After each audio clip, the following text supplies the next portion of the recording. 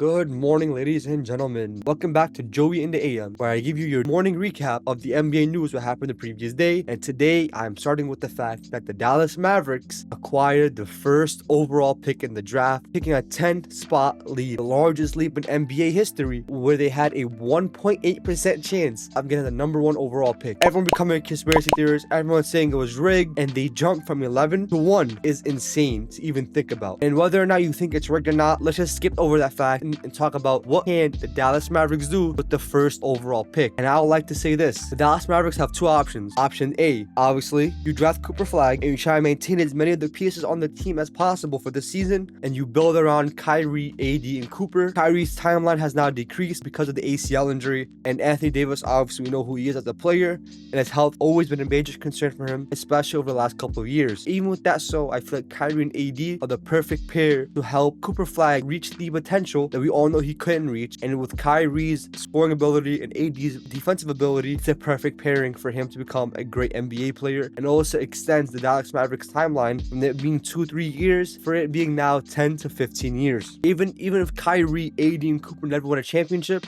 he was still built off that experience, going from one generational talent to the next. Option B is what I believe is not out of the realm of possibility. No Nico Harrison is trading Cooper Flag away to acquire a player like Giannis Antetokounmpo. I have to win now situation. And now let's talk about the game of the night, that being the Celtics and Knicks. In this game, it felt like the Boston Celtics had complete control, taking a 11-point lead at the end of the first quarter, and it felt like it was game 3 all over again, and especially in the second quarter, maintaining their lead. Even though the Knicks made a couple of runs, they responded to those runs with runs of their own, holding on to 11-point lead going into the half. And by this point, Jason Tatum had really started to feel himself, having 20 points at halftime, and it felt like it was a Celtics game to lose. In the third quarter, everything flipped. Even though they held a 14-point lead, and by the end of the quarter, their Knicks had complete momentum, outscoring the Celtics 37-23 to take a 3-point lead going into the fourth quarter. But still, it is anyone's game. To start the quarter, it was the Mikal Bridges show, mid-range after mid-range after mid-range after mid-range,